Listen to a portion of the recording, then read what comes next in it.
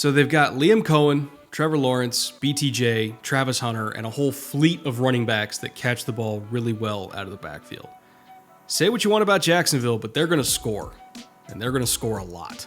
It's tough to project exactly how good this defense is going to be, but I do know that if you want to watch some Big 12-style track meets this fall, you need to put the Jags game on every single week. And at minimum, you should probably draft as many of them as you possibly can in fantasy, because they might not win, but you will. For those of you that are new here, this is day 18 of the annual Bootleg Summer Series, and in each one of these episodes we use film, analytics, salary cap breakdowns, and all manner of nitty-gritty football nerddom to answer the three questions that make up the central pillar of this series. What was this team's identity before? What is their identity now? And what does a successful 2025 season for this team actually look like? The AFC South doesn't get a whole lot of respect across the rest of the country, but I think that apathy is why teams like the Jaguars tend to sneak up on people. Now, I can't promise the playoffs. The Texans fan in me is not going to allow that, but I can promise a lot of points. And at least for now, I think the folks in Duval will be happy with that. So, Jay, Autumn, Anthony, roll the intro.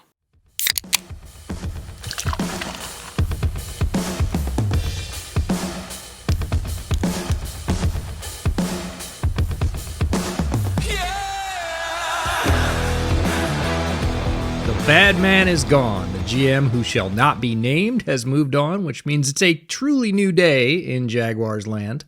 And so what's new going to look like? This pairing of James Gladstone and Liam Coen might look like a bit of an odd couple at first glance, but I actually have really high hopes for them bringing positive change to a Jacksonville football landscape that's needed it for a long time. So today we're going to dig into what that's going to look like, what they've done in their very short time in charge so far, and how we think that's going to translate to things on the field. But as you know, stalking big cats is always a tricky business.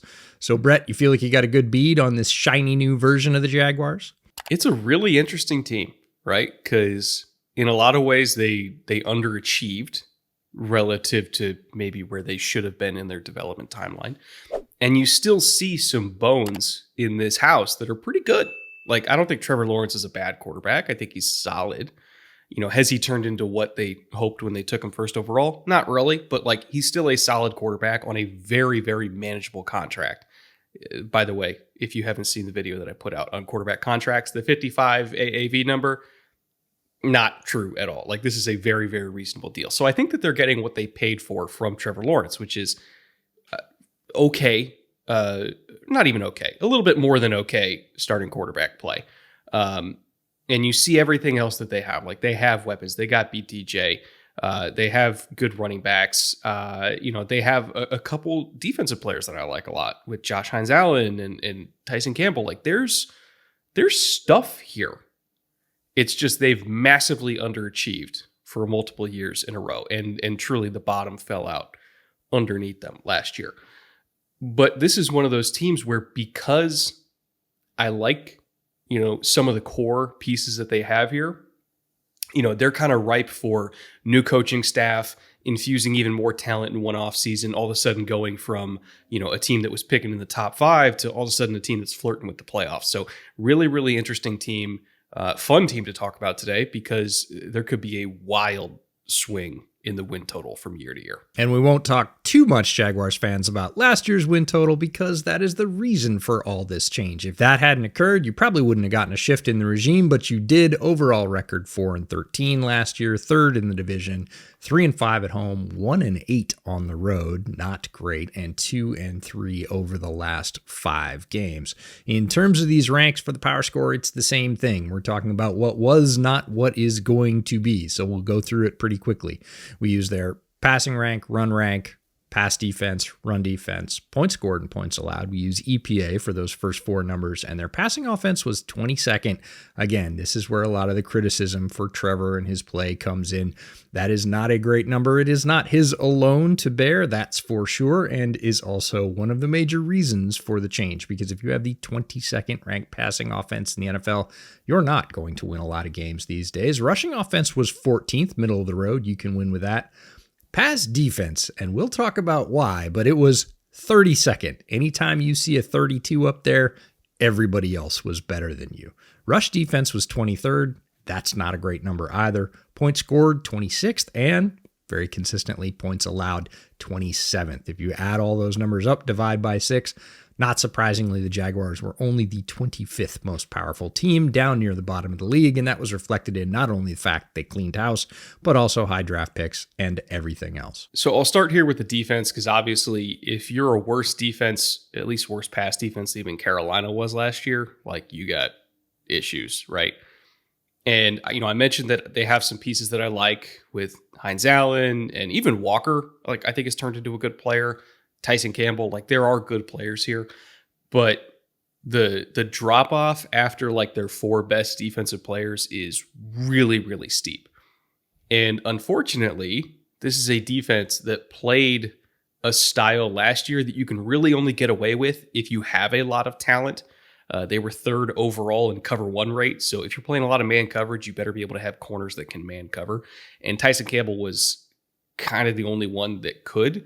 He actually had the most press man snaps out of any DB in the entire league last year. And he was also kind of the only one that could really do it.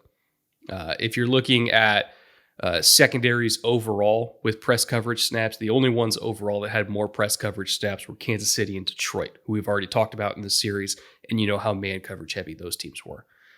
Now, they also had the 2nd highest cover 2 rate, so when they weren't playing man coverage, they were playing cover 2, but they didn't really do anything else. It was basically, we are either manning you up or we're going to play soft with cover 2, and it kind of depended on down and distance, but they were dead last in cover 3.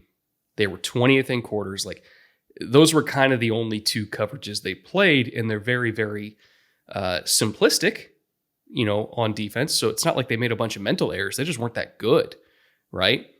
And the thing is, if you're playing that much man coverage, even if you have a guy like Tyson Campbell, who we like a lot, and, even drafting a guy like Jerry Jones last year, who we also liked a lot coming out. But if you're playing a lot of man coverage, like, everybody is in man on the field. So if you have 1 weak link, 2 weak links, in Jacksonville's case, probably 3 weak links, like, they're just going to throw it at everybody else. And so you look at, these safeties in man coverage, like Darnell Savage, Johnson, like, they were awful, like, absolutely awful in man last year. They got exposed a lot. If you're looking at the overall corner group, they had a 101.6 passer rating allowed in man coverage. That was really, really bad. I think that was 4th worst in the NFL. They had the 3rd most first downs given up in man coverage. And so, again, if you're playing that kind of lean and mean simplistic style, you better have the dudes to do it. And they just didn't. And unfortunately, their pass rush, even though they have some guys we like, their pass rush overall wasn't good enough to make those DBs' lives easier, because they clearly were not up to the task. They were only 15th in D-line pressure rate on true dropbacks, which is fine. Like, it's okay, but if your pass rush is just average and not great, then it's not going to be good enough to support a secondary that's that bad.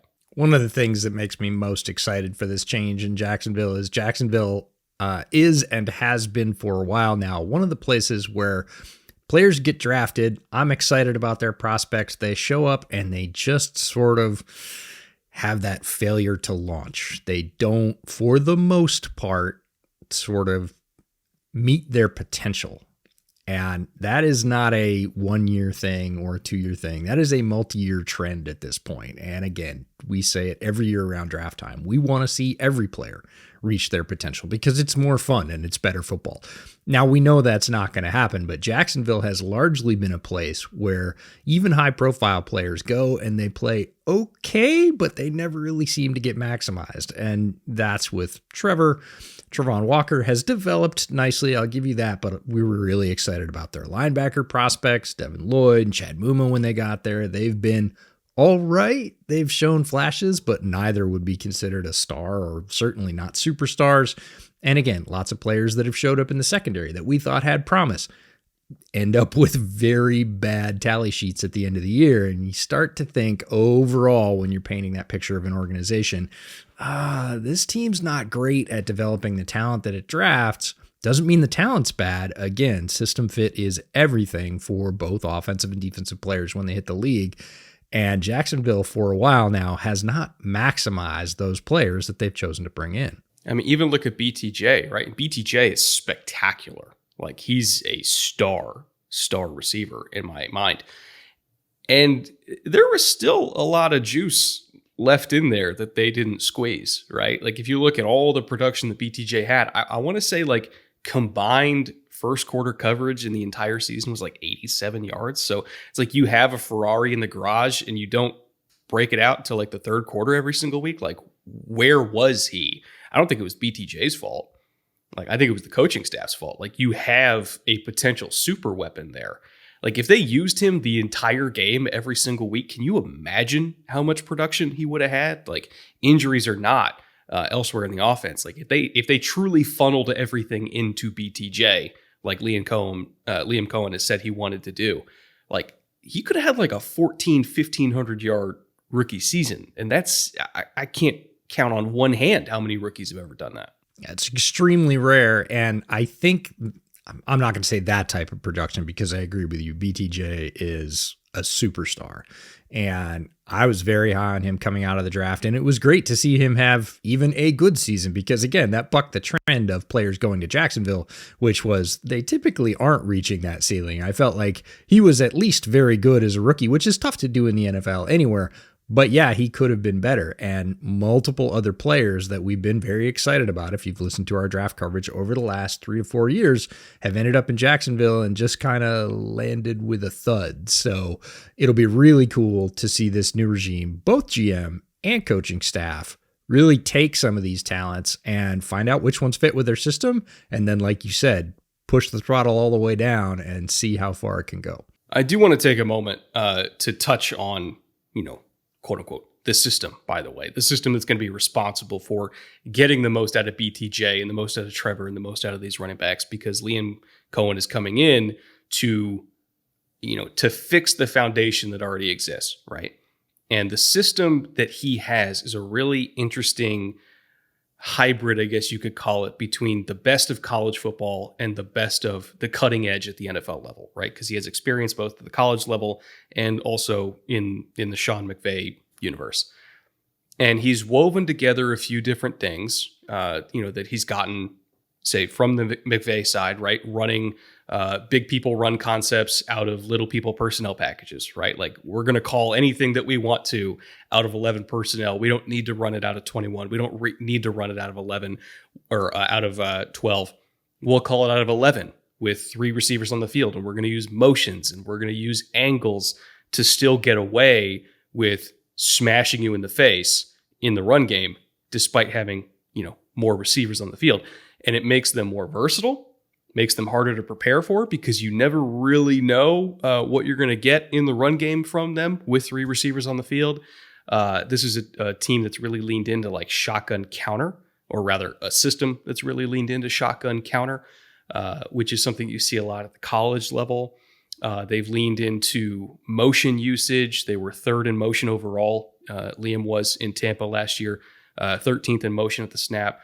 So, again, taking all that Sean McVay stuff, adding in, a counter-heavy run game, which is what you see at the college level, and in particular, adding in a really, really deadly screen game that you see a lot at the college level too. Like, a lot of the screens that he's called are like ripped straight from Saturday, right? Like, especially the swing screens, like the swing screens that he's able to design off of motion at the snap is like truly incredible. But it's not even just the swing screens. It's the stuff that he calls off of those screens.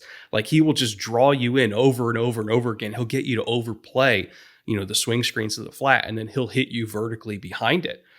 There was an example that he called one against Atlanta, a swing screen off of tight end escort motion last year that popped for a touchdown. And then the next week he showed the same thing against the Chiefs, bluffed it. They pump fake the screen and then just released the tight end down the boundary and got a touchdown off of it. So it's not just how good the screen game is and how versatile and diverse the screen game is. It's all the stuff that he calls off of the screen game, which again is something you see a lot at the college level. using the screen game to augment the run game. So again, just, taking some of the Sean McVay West Coast shit with running out of 11 personnel and swing screens and just kind of weaving that all together. It's a really, really fascinating offense that kind of takes the best of both worlds. And I think it's going to do well for Trevor. I think it will as well. And when you talk about weaving, it's really interesting to look at Liam Coen and the results that he's able to generate. You talked about how he's able to do that, but the what he was able to do is really impressive. Whenever you talk about all the offense in the NFL and you say he led the NFL's only offense that finished in the top 5 for yards per game, scoring, passing yards per game, and rushing yards per game, he's able to achieve a balance that's really rare in the NFL. Again, only NFL offense that was top 5 in all 4 of those things. His ability and his timing, that's what we really see with play caller. When we talk about the sort of alchemy of play calling, it's not just a science. It's not just analytics. It's not just being on the sideline and feeling how your guys are doing that day or not. It's the ability to weave all those things together. When you say weaving or woven, what he's been able to do and how he's been able to do it has been incredibly effective. And I think that's one of the greatest reasons for hope for Jaguars fans is, yeah, there's a lot of talent. Yeah, he knows how to use it, but he's got that it factor as a play caller that is exactly what you talked about. I'll punch you in the mouth with my right hand one week and I'll, fake it the next week and punch you with my left hand. We'll get a touchdown both times. And I think the key here is let's just manufacture easy completions for Trevor, right? Because if you're looking at, yards per completion, particularly in the screen game last year, I want to say Tampa was 6.4, 6.7, something like that. And keep in mind, they were top 10 in screen usage on all 3 downs, first down, second down, third down. They were overall one of the screen heaviest teams in the league. And when you're getting 6.5 yards every single time, it's just a run play with extra steps, but it A, gets your quarterback in rhythm, B, gets you free yards, keeps you on schedule. And, overall just kind of, I guess the rising tide lifts all boats. The screen game was the rising tide that lifted all boats in Tampa. And I think it's going to be the same thing in Jacksonville. And overall, kind of a downstream effect on this, circling all the way back to BTJ, is this is going to be an offense that's impossible to play man coverage against, right? Because you're going to be terrified of BTJ beating you vertically on the outside if you're just playing man coverage, let alone Travis Hunter on the other side.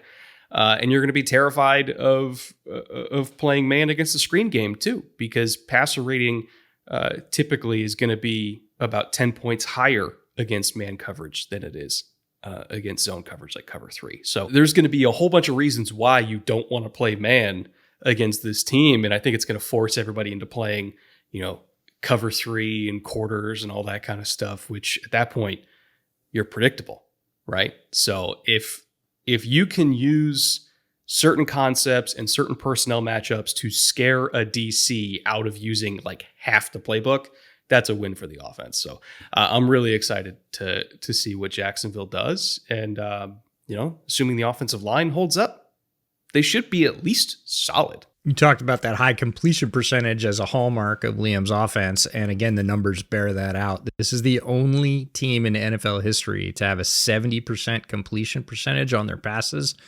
and 5 yards per carry throughout the entire season. So again, it's one piece supporting the other.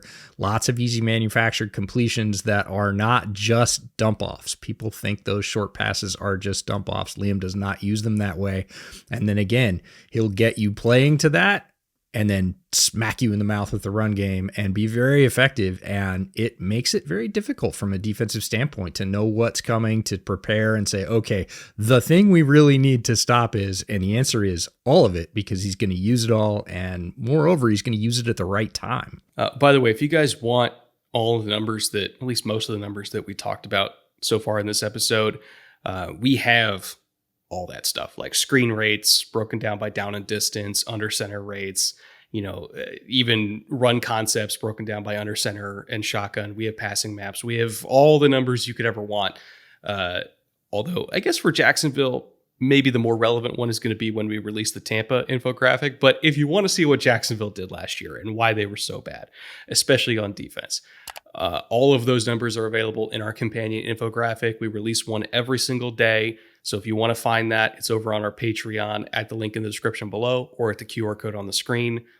For Jags fans, at least for all the offensive numbers, keep an eye out for when we release the Tampa episode, which I think is going to be next Thursday, if my schedule brain is correct. That's going to have all the Liam Coen offensive numbers in it too. So again, if you want Jags numbers because you're a masochist, check that out on the Patreon. But for now, let's get to the coaching staff. And the power structure in general, again, this was a clean sweep in Jacksonville, and I want to spend a minute talking about the GM because it is a story. James Gladstone wins the GM job against several much more experienced, at least in terms of life years spent doing the job, candidates who were really thought to have the lead because of that experience. And Gladstone kind of swoops in, blows everybody away in the interviews, gets incredible recommendation from everybody around the Rams that the organization he came from, and wins this job. Now,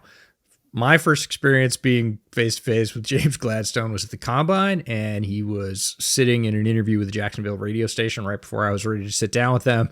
I turned to the person I was with, and I said, is that James Gladstone? Because he has, to put it mildly, a very youthful appearance. But I think that belies a very smart NFL personnel mind behind those eyes. And he certainly showed during the draft that he is not afraid of being aggressive to complete his convictions. And we'll talk about how they got Travis Hunter, but that was a move that I think some people have already forgotten about just because of the player. But that is a huge swing. Your first draft pick ever as a GM in the NFL will stay with you forever.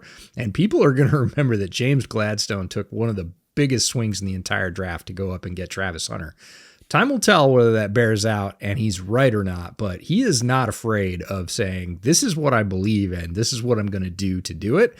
And that really filters down through the rest of this roster. He is not beholden, like all new GMs are not, to the previous roster. And you are going to fit with what he wants to do, or you're going to be moved along.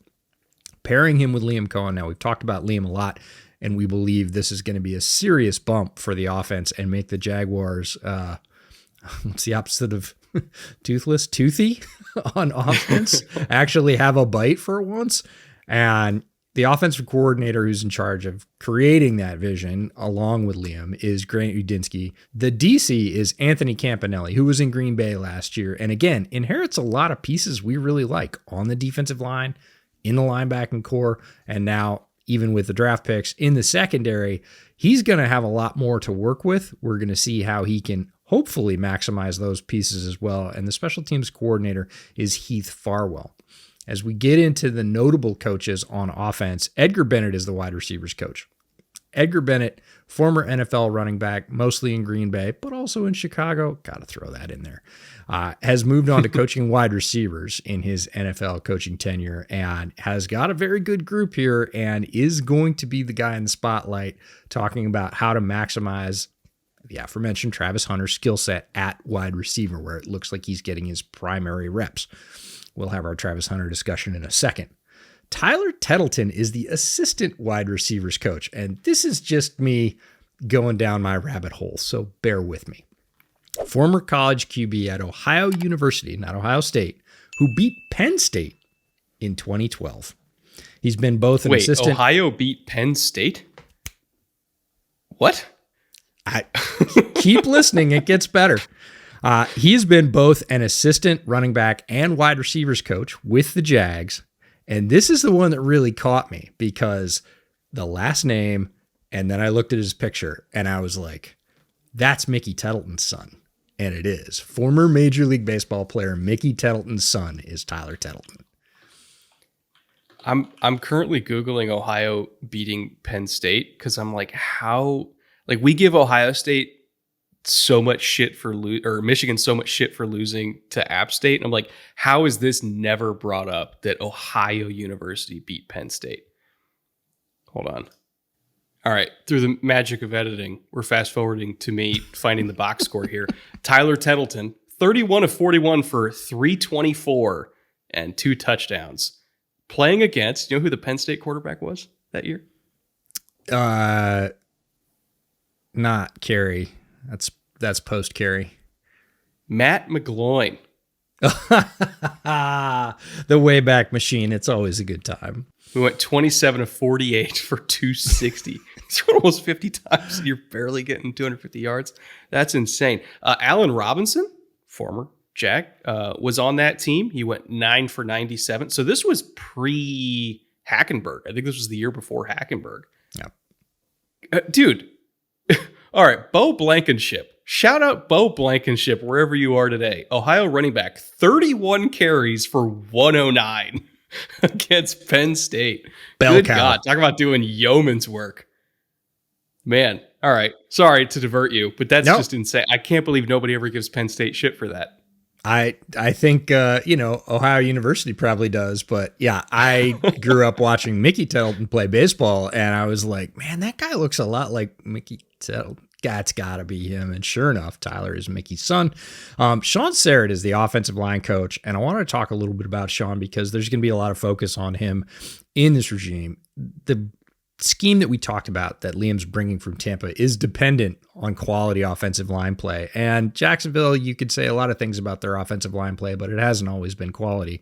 So Sean started his NFL coaching career with the Steelers. He was there for 9 years from 2012 to 2020. He also worked with Rashawn Slater as a rookie when he was with the Chargers in 21, and he was there until 23, and comes to the Jaguars last year from working with the Vikings in 2024. And he had a lot of work to do there because after Christian Darrisaw went down, if you watched our Vikings episode, they had a lot of work to do. And that fell largely on Sean's shoulders. So he's a very experienced NFL offensive line coach. He does have some good pieces. This is the theme of the episode.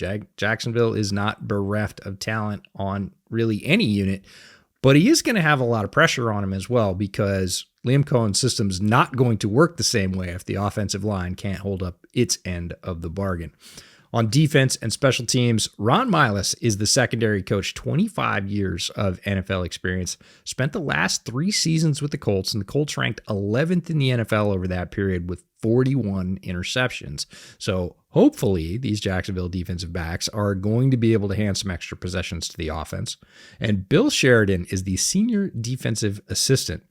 He was the linebackers coach for the Arlington Renegades under Bob Stoops in 23 and 24, winning a championship in 23.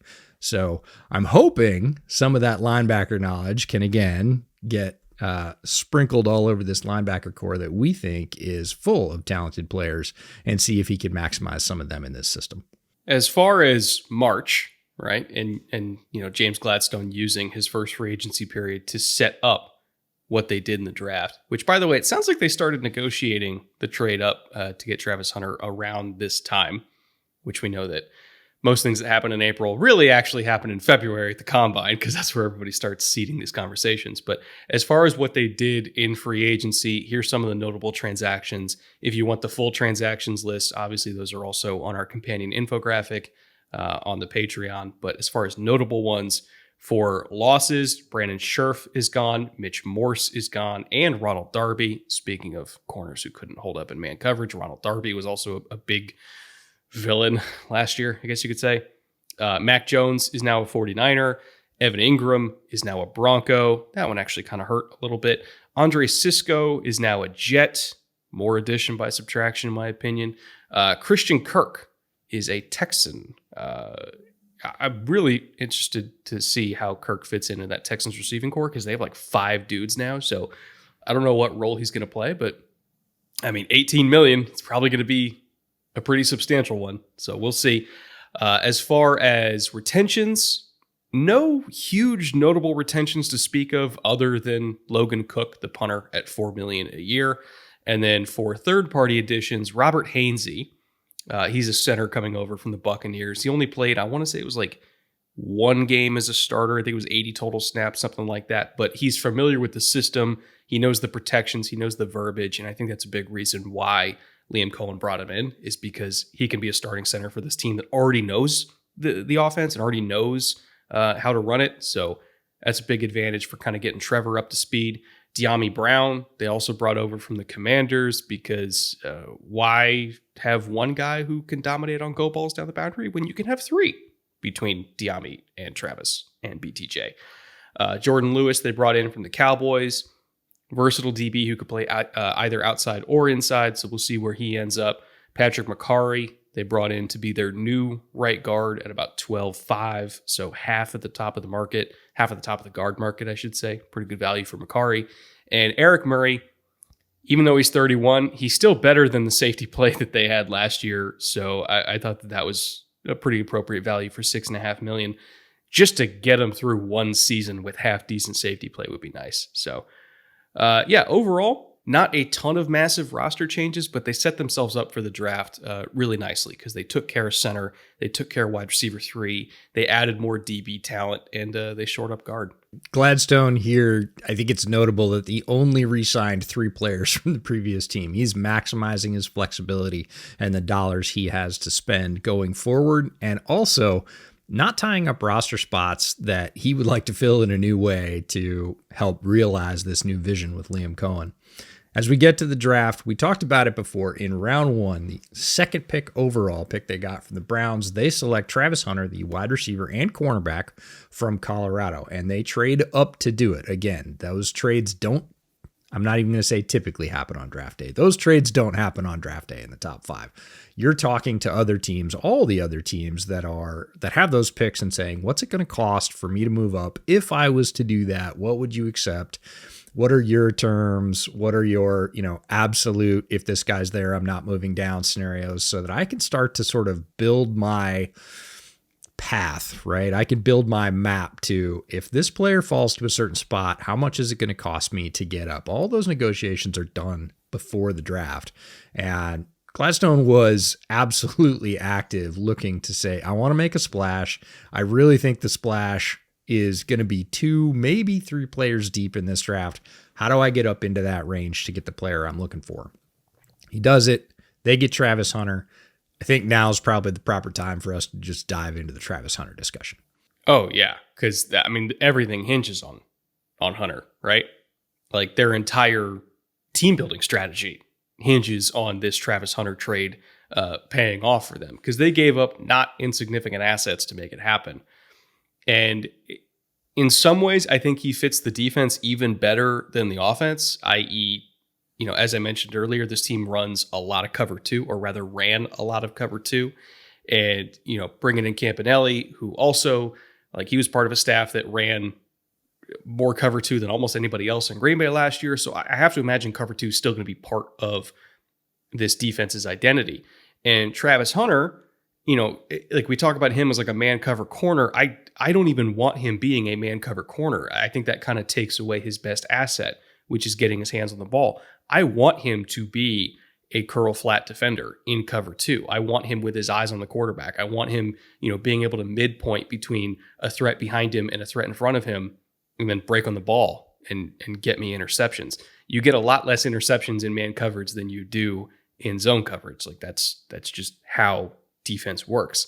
And so if I'm drafting him that high and I want him to play corner, I'm not going to stick him in man coverage. I'm going to play cover 2. I'm going to try to get him to get me the ball and then just have him stay out there on the field and throwing bombs on offense. So from a defensive schematic perspective, he's perfect. And the things that really set him apart as a defender, this is Travis Hunter we're talking about, the hands, for one. He has unreal hand-eye coordination, some of the best I've ever seen from any player, regardless of position. He makes catches both on offense and on defense that not a lot of other players are capable of making.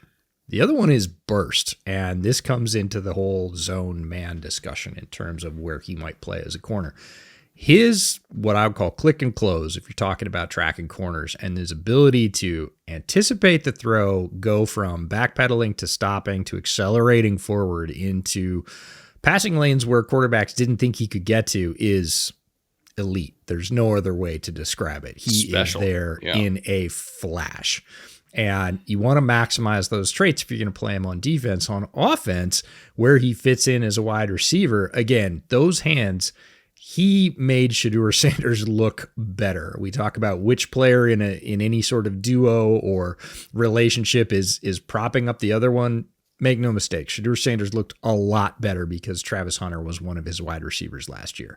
He makes up for a lot of mistakes, or let's say wide-ranging throws, and makes whoever his quarterback is look a lot better. So again, Jacksonville is going to benefit from that tremendously. It looks like he's going to play more wide receiver to start and be a corner as available. This was the point of consternation before the draft. Is he wide receiver? Is he a cornerback? Who's going to draft him and for what? Where are they going to play him? Can he play two ways? I think all those conversations will continue until we see how they actually use him in Jacksonville, but they've made it very clear they are going to use him on both sides of the ball, primarily as a wide receiver and then as a corner, but they are not doing what I recommended and several other people thought was the best course of action, was letting him learn one side of the ball, making that transition from college to the pros. I think the mental side is the larger and more difficult side, not because of any lacking on Travis's part, but because the load is extremely heavy for all players coming into the league. He already has a much more complicated playbook than he has ever seen. Colorado played a simplified, I think is the nicest way to put it, offense with him in there in order to get him on the field because he learned a fewer number of plays and they wanted him out there all the time. So they just used that fewer number of plays. Liam's playbook is not going to use a fewer number of plays. He's going to be expected to learn the whole thing, as all rookies are, and then asking him to prep on defense for specific offenses coming in is a huge mental load. Physically, he can do it. He held up to an unreal workload in college. The number of snaps he took, especially early in the season, some of those games were extremely hot, up near or over 100 degrees, and he was taking upwards of 70, 80, 90, sometimes 100 snaps combining, both sides of the ball. Physically, he's an absolute Iron Man. I have no worry about him physically in the NFL, but mentally, that's a lot to take in for a rookie in a period of time in all players' careers where they are traditionally drinking from a fire hose. So you made a lot of points there. I'm going to address them kind of one at a time. As far as who helped who the most between Travis and Shedeur, I didn't make this comp in the pre-draft season because I didn't want it to come off the wrong way. But you remember watching Johnny Manziel at Texas A&M where he would just kind of run around and then he would heave it up down the field and like Mike Evans would just appear out of thin air and give him a 50-yard completion in the stat sheet that was like really more of a Mike Evans play than a Johnny Manziel play. A lot of that happened at Colorado where like Shedeur would make kind of a crazy throw. Not crazy in the sense of like, oh my God, I can't believe he fit it in there. Crazy in the sense of like, dude, there's 3 defenders near Travis. Like, what the hell are you doing? And Travis would just go up and win and it would work. And everybody's like, oh my God, like Travis should be the Heisman winner. And also Shedeur, what the hell are you doing? Like, and we all just kind of forgot about that by the time we got to the draft. We're like, you guys remember how many shitty decisions that Travis bailed Shedeur out of, right? And he's that special of a receiver that he made so many plays that he got his quarterback discussed legitimately as a first-round draft pick, which he should not have been, just for a lot of reasons. And I'm not even talking about the off-the-field stuff. I'm talking about like physical traits, the type of offense he was in, like on-field grade, Shedeur was not a first rounder. Travis made him talked about as if he was. That's how good he was as a receiver. Secondly, as far as how much defense he plays, the snap split. I'm of two minds on this because on one hand, yes, he played a ton of snaps at Colorado and, the temperatures are really hot. On the other, there's 5 more games minimum that you have to play in the NFL. And not only are you playing 5 more games, you're getting hit by grown-ass men, right? Like how many Derrick Henrys exist at the college level that you have to take on and try to tackle because they ran crack toss and you got to replace the crack. And here comes 245-pound, 31-year-old Derrick Henry, who has been killing DBs like you since you were in 8th grade. Like that's that's tough to hold up for an entire NFL season. So on one hand, yes, he's played a lot of snaps. On the other, like the NFL is just more. It's more of everything. And I worry about durability from that standpoint. On the other, you touched on the mental load, or the other hand, you touched on the mental load. And I think it's almost impossible for a rookie to learn 2 playbooks at once, 2 complete playbooks at once. And we know Travis is like he could be a Mensa if he wanted to be. Like he is so exceptionally smart. I'm sorry, nobody can do that. He can learn packages. Like you want to throw him in 3rd and 5+ when we're going to be in zone coverage. Cause let's say 3rd and short, 3rd and medium, we're going to be in man. 3rd and long is going to be zone. 2nd and long is going to be zone. Like if we're in down and distance situations where we know it's going to be a zone coverage call, throw him out there, right?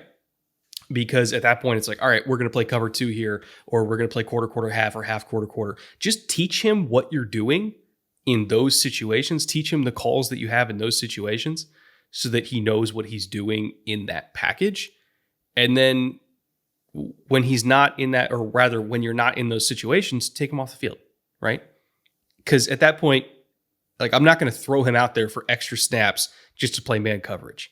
Like we said earlier, like we're throwing him out there on defense to get us the ball back. So just throw him in on passing only situations where he's going to play man coverage where he can get us the ball. Other than that, I don't really see a reason to expose him to any more damage than he's already going to take. So I think he can play defense in spurts, but those spurts have to be targeted and they have to be intentional to maximize the whole reason why he's out there in the first place. It might not be in year 1, but it is going to happen. We are going to see a series of downs where Travis is out there. He ends up picking off a pass, staying on the field, and scoring a touchdown on the next play. And at that point, everybody around the NFL is going to go, that's why they did it. That is literally a possible 14-point swing in 2 plays from one player, which is extremely rare, but the kind of talent he is. After this, the Jaguars draft is pretty interesting. They have 2 3rd-round picks, 2 4th-round picks, 2 6th-round picks, and 2 7th-round picks left after that trade. Their next pick is in round 3, number 88, a pick they got from the Vikings. Caleb Ransaw, the cornerback out of Tulane. I want to take issue with the cornerback moniker because for the last 2 years at Tulane, he had the vast majority, well over 90+% of his snaps as a slot corner or lined up extremely close to the line of scrimmage, really as a force defender. That's where he is most comfortable. Now, you can call that whatever you want to. You can call that nickel, you can call that star, you could even call it strong safety if you want to. They currently have him in the safety depth chart, but he is not an outside corner, which is why I think, and they've got Jordan Lewis, who I think they're going to play at nickel that they picked up in free agency. So they also have Jerrion Jones, who played nickel at Florida State. So it's like, how many nickels do you need on one team, guys? It's true, but they're going to play Jerrion outside. Jerrion wanted to play outside when he had his first meeting with the new coaching staff. He said, I want to play outside. And they said, that's really interesting. That's where we were going to ask you to play. So you want to do it. We want you to do it. That lines up. And he right now is going to enter training camp as an outside corner. But again, that doesn't solve the Caleb Ransaw issue of, where are we going to play you? And, initial depth chart had him backing up Savage as a free safety, which I think is really interesting given his skill set. I would think he's more of a strong safety or a nickel or star, depending on how you want to play him. But as we know, when you're playing quarters in the NFL, you have really 1 safety and 4 corners, and he has cornerback-like skills. He's just been deployed around the line of scrimmage for the vast majority of his last 2 years in college. So how they utilize him is really interesting to me. As a player, I like the skill set. I like his physical traits. It's just more a question of deployment and how he's going to fit in the Jacksonville scheme. At least in my opinion, looking at their secondary as presently constituted, the only major weakness that I see that I'm like immediately game planning to pick on is Darnell Savage. And I don't think it's out of the realm of possibility that by Halloween, one of these guys that are currently listed as a nickel or as a corner gets moved there to shore up what I see as a potential huge weakness.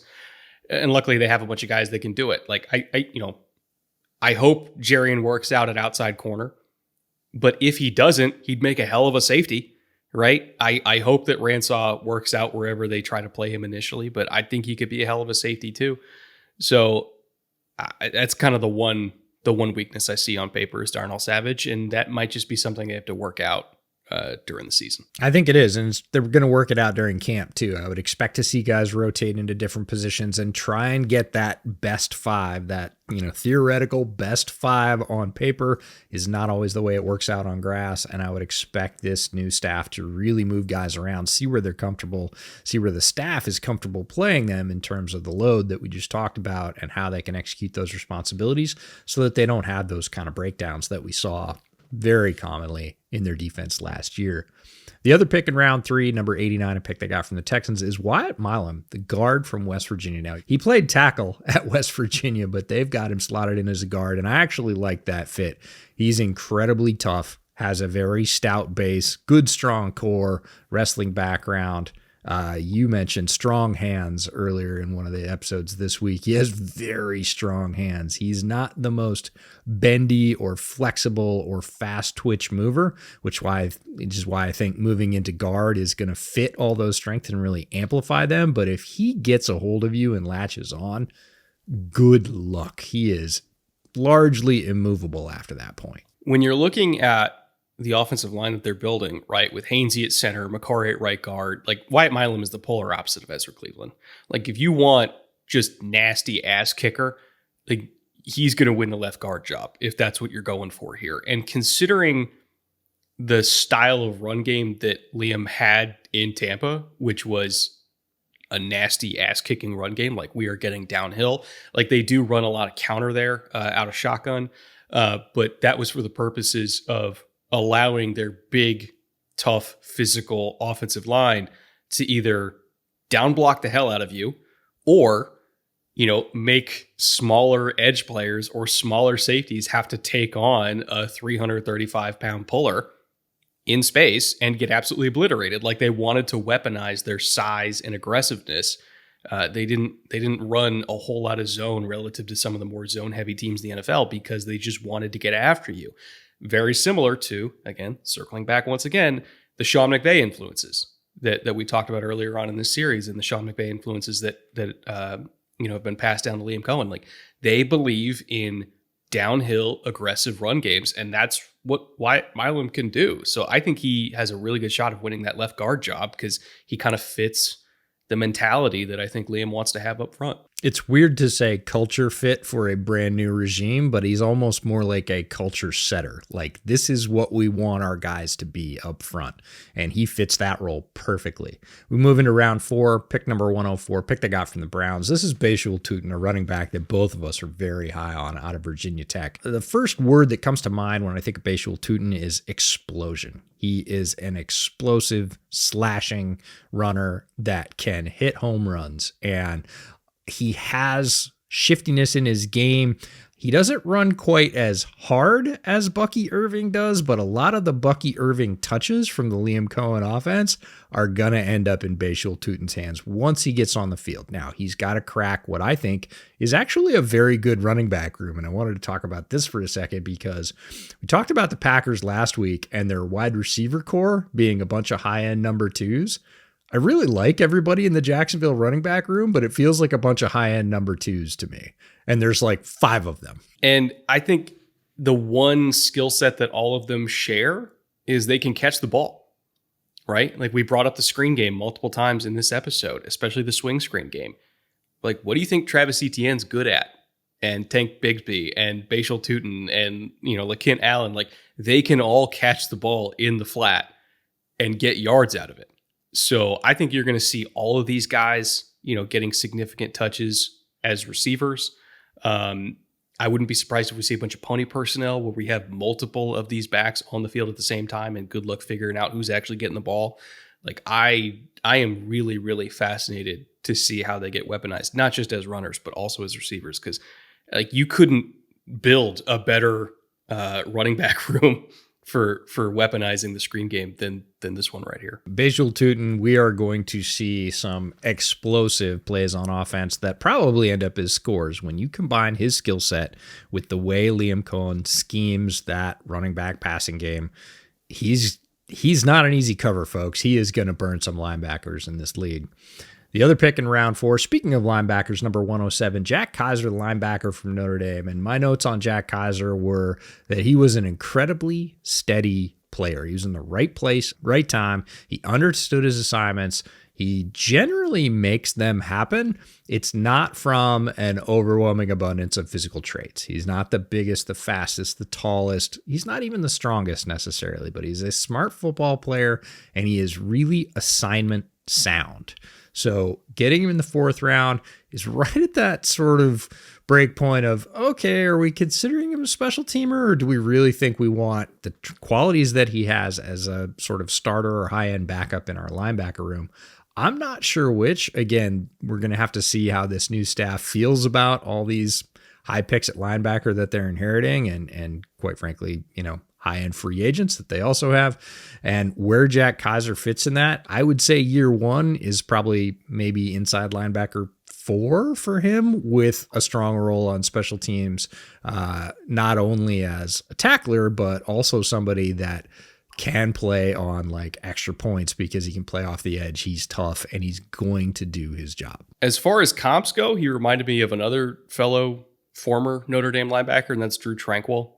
Another guy who came out not being the biggest, not being the fastest, but was just really, really instinctive. He tackled well, always in the right spot at the right time. And Tranquil's carved out a pretty nice career for himself.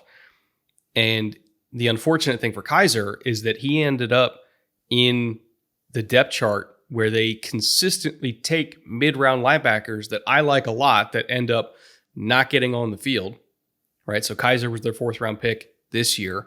Ventrell Miller, they took in 2023. Chad Muma, they took in 2022. Like, they're 5 linebackers deep of guys that I liked in college, like Foye, Oluokun, and Devin Lloyd are their starters. So I don't know if he's ever going to get on the field as a linebacker just because they keep taking dudes. But to your point, as a special teamer, I think he's going to thrive because he tackles really, really reliably in space. He's really instinctive. He's physical.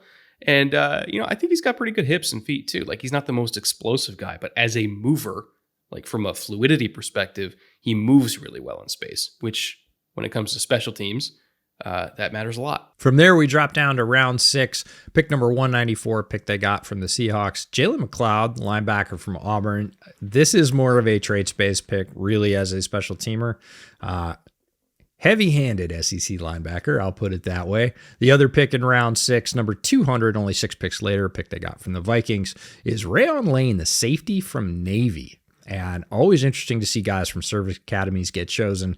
I think you really have to stand out because of the sort of other issues with picking somebody from a service academy and seeing if you can get their service requirement either waived or postponed. And they felt strongly enough that Rayon Lane, certainly a character fit, but also another guy that's going to be able to fly downhill on special teams, make heavy tackles. He did that in college a ton. Now we drop to round 7 and one of the sneakier picks overall in the draft, number 221, Jonah Monheim, the center from USC. When you talk about Liam's system and how he likes to run his run game, they saw Monheim still on the board and said, oh, yes, please. Thank you. I'll take 2. Yeah. I mean, who else runs more counter than Liam Coen? USC. Lincoln Riley ran a shit ton of counter with the Trojans. And so if you want a center that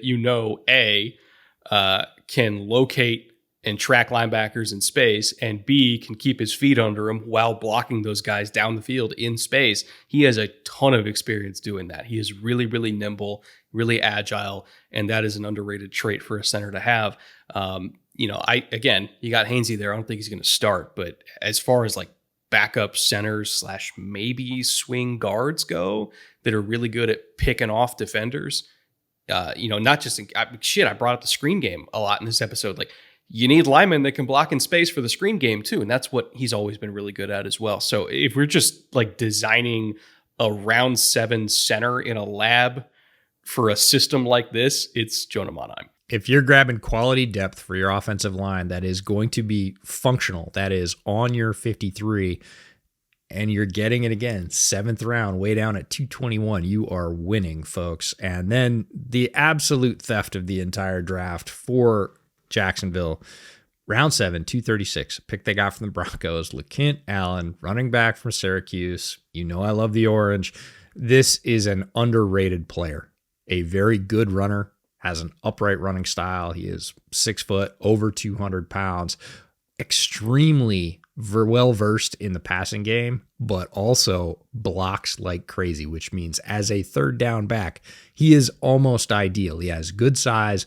He is not a tell when you bring him onto the field for the defense. Could be a run, could be a draw, could be staying into block, could be he's going to chip and release out into the pattern. And he's good at all three and can hurt you in all three ways. So again, taking advantage of the tremendous depth in the running back class and getting a player like LeKent Allen down in the 7th as with what a lot of people think is a throwaway pick. Absolutely is not. I'm here to tell you, Jacksonville fans, LeKent Allen's going to be on your team in one capacity or another, and he's going to end up playing meaningful snaps for this organization at some point. Dog in pass protection. He's going to make it just for that alone. Like, the dude can pass protect and also catch the ball, right?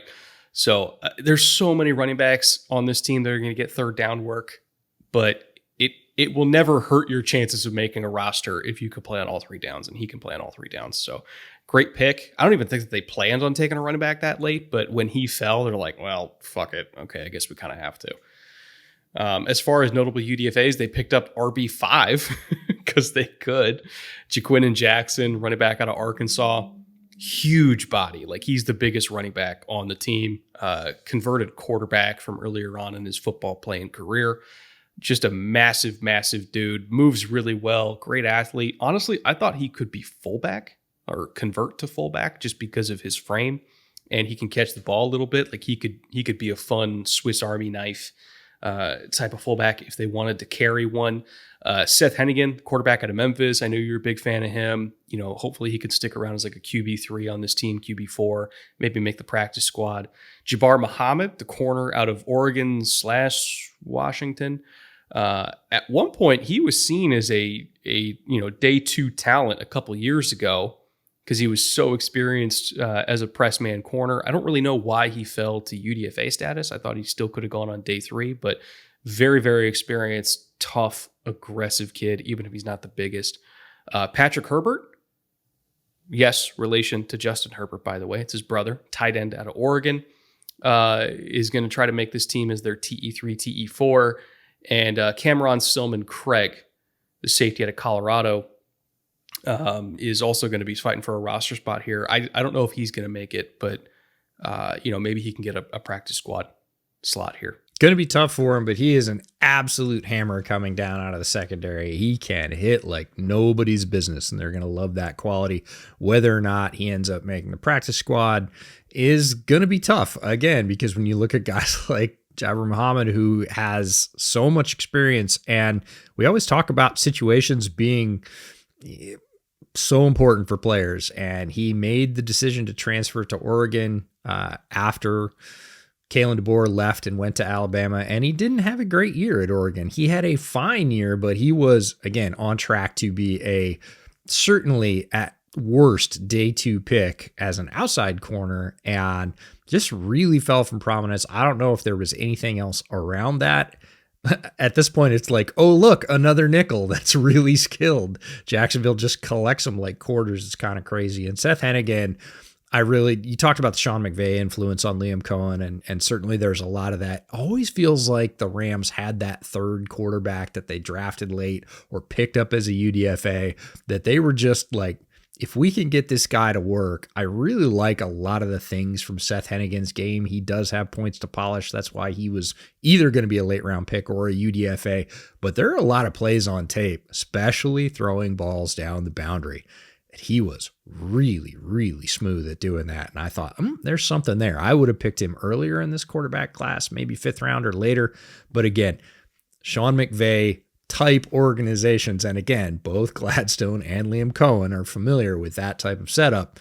always have that quarterback that they pick up in the very late rounds or as UDFA that they're just kind of on deck, developing, and they've had some success with those guys heading into the next in line. So that brings us to our final segment, where we circle back and we answer the 3 questions proposed at the top of this show. What was their identity before? What is their identity now? And what is the goal for this season? Their identity before was a completely disjointed offense that really didn't know what it was doing, didn't know how to prioritize its best playmaker by a mile in BTJ. They consistently set up Trevor Lawrence to fail by putting way too much on his shoulders. And as a result, they massively underperformed. And their identity on defense was, again, asking their players to do things that they were not capable of doing, i.e. playing way too much man coverage, not having the pass rush to support it. And, this was a coaching staff and a regime last year that consistently left their own roster hanging out to dry. They really did them no favors from a schematic perspective to set them up for success, right? It's like the anti-Packers. Like Matt LaFleur and his staff did a great job of maximizing what they had. Last year, the Jacksonville regime minimized what they had. So what do they want their identity to be now? They, for lack of a better way of putting it, they want to be the Bucs. The Bucs were another team that, again, maximized what they had, even through injuries, right? Lee and Coen played a big part in continuing the ascension of Baker Mayfield. They dealt with a bunch of receiver injuries, and they still were one of the best passing offenses in the NFL. Took a rookie running back in Bucky Irving and maximized him. Dealt with injuries on the offensive line, still maximized them. Like, they want to be the Tampa Bay Buccaneers, and that is a tall order to be a team that good, and you'll understand why when we get to the Bucs episode next week. But that's what they want their identity to be, is a place where players go to get better, right? So what is the goal for this season? Is it too much to say 7 seed? Like, considering the talent they do have, and I know they're not perfect, but like, we've seen worse rosters make the playoffs. Is it crazy to say they should be fighting for that 7 seed in the conference? I think it's crazy. And if they maximize their talent, which, really going back to your last point, is what they want their identity to be, they need Trevor to have his Baker moment, for lack of a better term. The skills are there. The flashes are there. He's played at very high levels. In the end of his second season, he was on an absolute tear. And then it all just kind of went away. I've seen some injuries. He's been dinged up. It's been inconsistent results since then for a lot of reasons. He absolutely needs to unlock that. And if he doesn't, there's going to be a lot of questions about whether he's the quarterback to lead this organization going forward. But if they do unlock that, and Liam is a proven commodity at doing that, it's not too much to say that this could be a playoff team. And the same on defense. There's a lot of high picks here.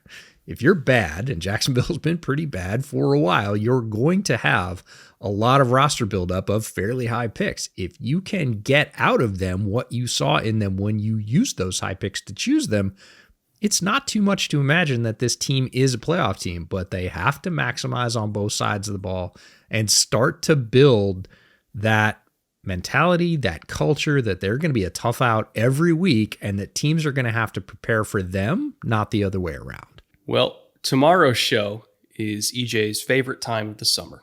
It's his annual tradition where he gets to talk about Daniel Jones for an hour. Are you looking forward to it, EJ? Not yet, but, I've got 24 hours to prepare. The Colts, by the way, the day we're recording this, I don't believe in coincidence, Brett. You watch Daniel Jones play for one day on the field of training camp, and out comes the headline. Oh, I don't know. Anthony Richardson could still win the starting job.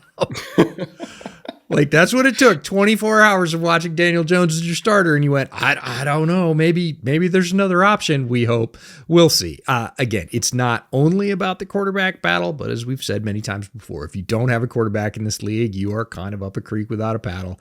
And the Colts could find themselves there. Well, we'll go over all that tomorrow. Again, big episode on the Colts coming. And then, of course, the Texans on Thursday. Reigning division champions. Again. Shocker. And then on Friday, we have our AFC South Division recap for patrons, where we pick our division winner. Take a wild guess who I'm going to pick again, EJ. We're going to pick division winners. We're going to pick division MVP, offensive player of the year, defense player of the year, rookies of the year. It might just be the same guy winning both. I don't know. We'll see. And then next week, we have NFC South. Is it Panthers? I think it's the fourth place NFC South team. I don't know. They all just kind of blur together in that division to me. But yeah, stick around. A bunch more content this week and next week as we roll on this summer. See you then.